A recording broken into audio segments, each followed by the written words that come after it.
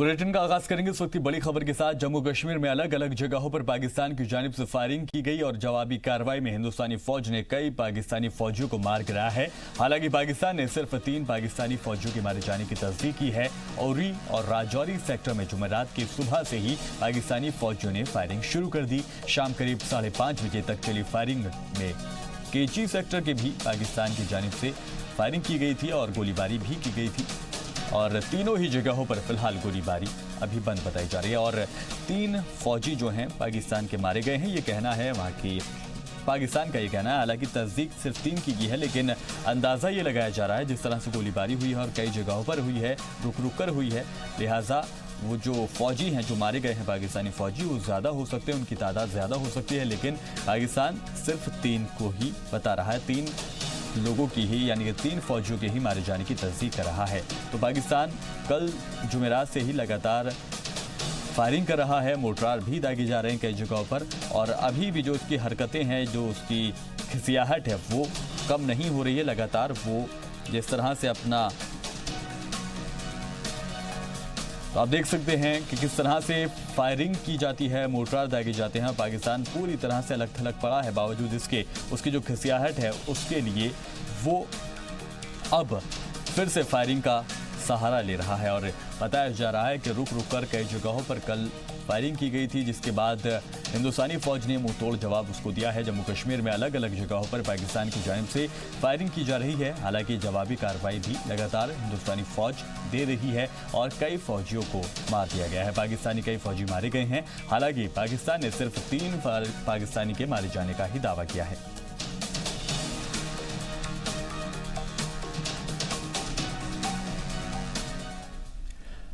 Break के बाद खबरों में आगे बढ़ेंगे। जम्मू कश्मीर पर पाकिस्तान साजिश करने से बाज नहीं आ रहा है और उसकी साजिश में साथ दे रहा है चीन। लेकिन कश्मीर पर ना तो पाकिस्तान का प्रोपेगेंडा चल पाएगा और ना ही चीन की चालबाजी। दोनों ममालिक को हर मंच पर धोया जाएगा और ये धोएगा कौन? हिंदुस्तान। क्या है पूरा मामला? 30 सेकंड में खबर आप समझिए। जम्मू कश्मीर के मसले पर आज सुबह 10 बजे यूएनएससी में मीटिंग होने वाली है। अक़वाम मुत्तहिदा सलामती काउंसिल में बंद कमरे में ये मीटिंग होगी।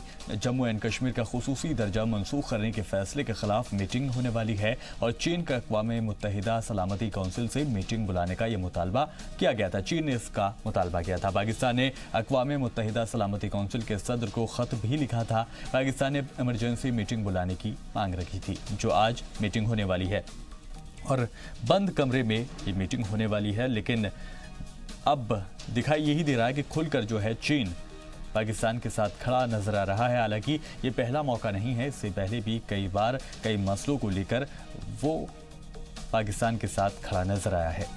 तो जम्मू कश्मीर पर पाकिस्तान तो लगातार साजिश से बाज नहीं आ रहा, साथ ही साथ उसकी साजिश में उसका साथ चीन लगातार दे रहा है। लेकिन कश्मीर पर ना तो पाकिस्तान का प्रोपेगेंडा चलने पाएगा और ना ही चीन का।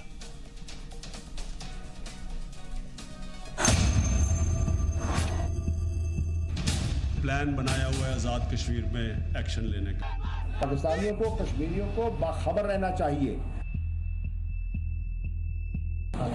एक नई रीअलाइनमेंट है, एक अरब की मार्केट है, बहुत से लोगों ने वहां इन्वेस्टमेंट्स कर रखी हैं। वैसे तो हम उम्मा और इस्लाम की बात तो करते हैं, कोई उम्मा के मुहाफिजों ने बहुत सी इन्वेस्टमेंट्स कर रखी है वहां।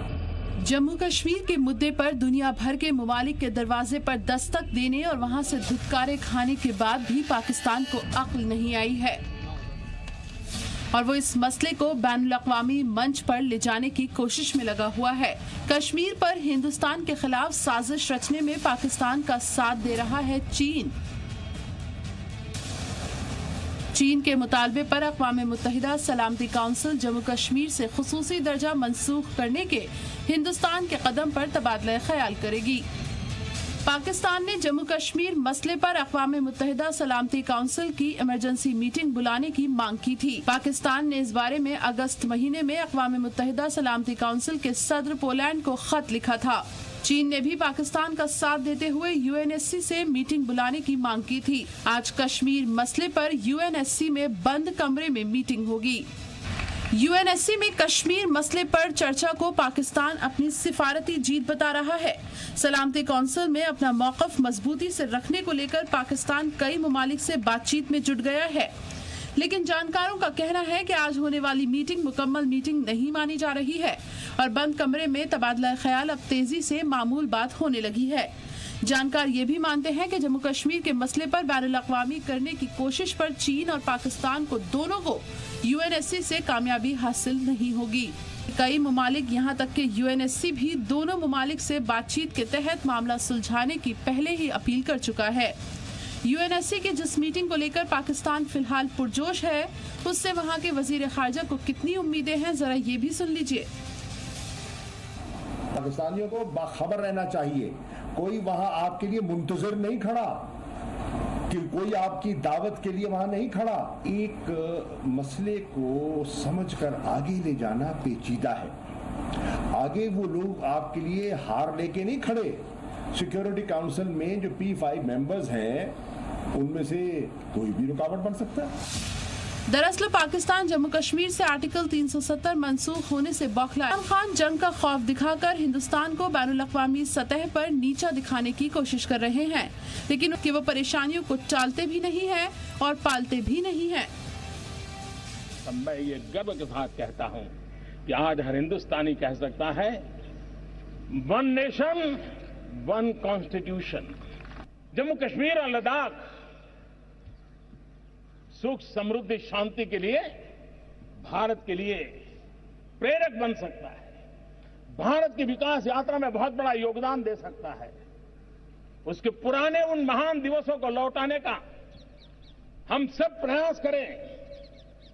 उन प्रयासों को लेकर के ये जो नई व्यवस्था बनी है, वो सीधे सीधे नागरिकों के हितों के लिए काम करने के लिए सुविधा पैदा करें। जम्मू कश्मीर से आर्टिकल 370 हटने के बाद अलग यूटी बनने जा रहे लद्दाख में जश्न आज़ादी बेहद जोश और जज्बे के साथ मनाया गया। बीजेपी के national general secretary Ram Madhav ने लेह पहुंचकर लद्दाख के लोगों के साथ जश्न आज़ादी मनाई।